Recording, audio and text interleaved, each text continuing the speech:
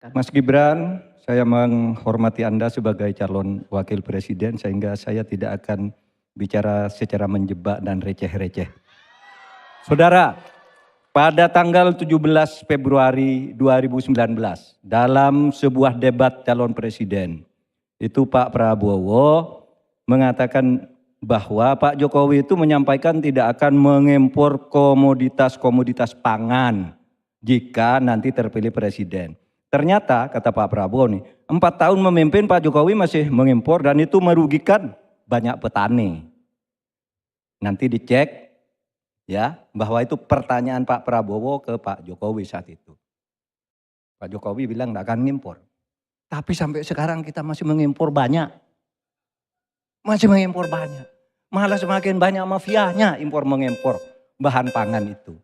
Nah itulah sebabnya apa usul Anda untuk menyelesaikan masalah 5 tahun lalu ini?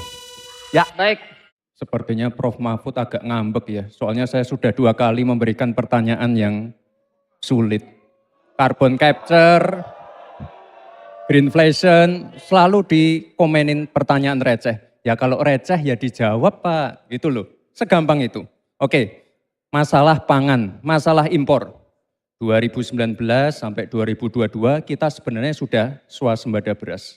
2023 ada impor karena El Nino Pak. Dan ini terjadi di sebagian besar di belahan dunia Pak.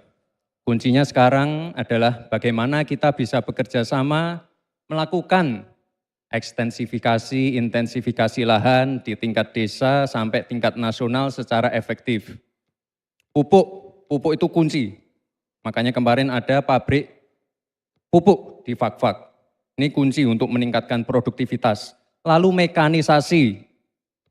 Ini kalau tidak ada mekanisasi, produktivitasnya tidak akan meningkat.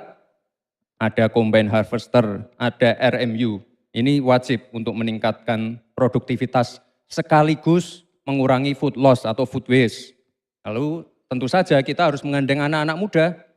Misalnya di Jabar sudah ada program petani milenial. Ya kita juga harus mengedepankan smart farming. Kita pakai IoT untuk mengecek kesuburan tanah, pH tanah, keasaman tanah. Penting sekali itu Pak. Lalu kita pakai drone untuk menyemprotkan pestisida.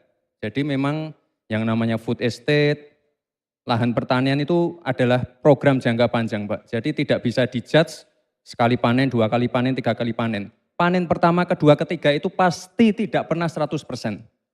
Ini yang petani pasti paham. Baru nanti panen ke-6, ke-7, ke-8 baru akan kelihatan seperti apa hasilnya. Itu Pak, terima kasih dan mohon maaf sebelumnya Pak. Waktunya habis.